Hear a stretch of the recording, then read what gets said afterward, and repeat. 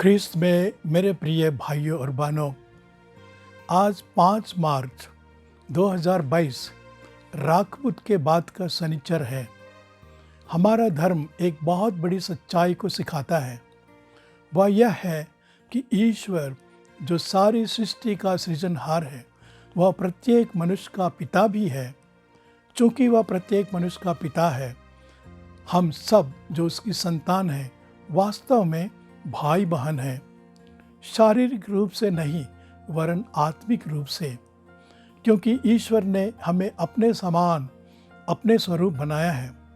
उसने हमें अनंत आत्मा दी है, सोचने समझने जानने की बुद्धि दी है, विवेक से निर्णय लेने की स्वतंत्रता दी है, अपने निर्णय को सही हो या गलत कार्यान्वित करने की इच्छा शक्ति दी है और हृदय की गहराई से प्रेम करने और प्रेम पाने की तीव्र लालसा दी है। उसने हमें अपने वरदानों से लबालब भर दिया है और अपने प्रेम से हमें सराबोर कर दिया है, क्योंकि वह प्रेमी, करुणामय और क्षमावान पिता है। पृथ्वी के प्रत्येक व्यक्ति का पिता है। हमारे प्रभु कहते हैं, वह भले और बुरे दोनों पर अपना सूर्य उगाता और धर्मी और अधर्मी दोनों पर पानी बरसाता है।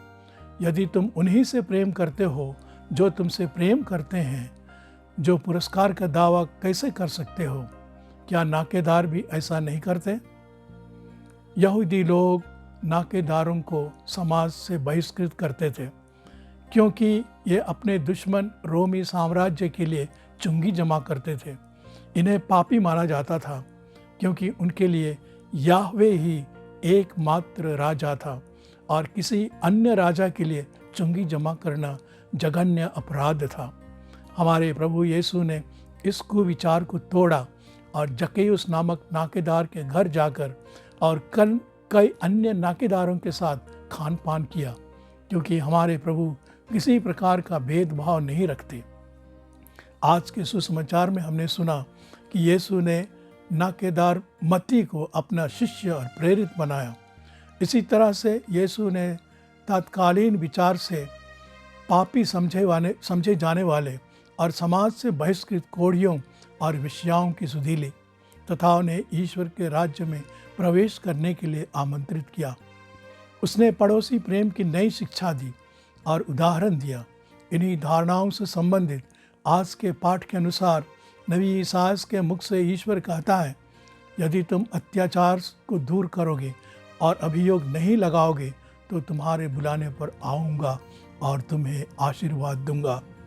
प्रिय भाइयों और बहनों, हम में से प्रत्येक अपनी अंतरात्मा की जांच करे और देखे कि क्या मैं प्रत्येक व्यक्ति को, चाहे वह धनी हो या गरीब, चाहे वह शिक्षित हो या गंवार, चाहे वह क्रिश्चियन हो या किसी अन्य धर्म का हो, चाहे वह मित्र हो या दुश्मन, चाहे वह मेरा सहायक हो या मेरा विरोधी, भाईचारे की प्रवृत्ति से स्वीकार करता हूँ। अगर नहीं तो इस चालीसे में मतलब बांध लें कि प्रत्येक व्यक्ति को ईश्वर की संतान समझकर प्रेम करें। हम किसी से भेदभाव न रखें, केवल परिवार के सदस्यों के बीच नहीं वरन आस पड़ोस के सभी व्यक्तियों के साथ सद्भावना बनाए रखें। हिंदू, मुस्लिम, सिख, ईसाई, शरणार्थ, अनाभगत सब में भाईचारे और एकता की भावना को बढ़ावा दें। नफरत की भावना को अपने मन दिल से जड़ समेत उखाड़ फेंकें और दूसरों को भी ऐसा करने के लिए प्रोत्साहित करें। 40 की अवधि आप सबों के लिए आध्यात्मिक प्रगति का अवसर बने। प्रभु यीशु और माता मरियम आप लोगों को सहायता प्रदान करे। आमीन।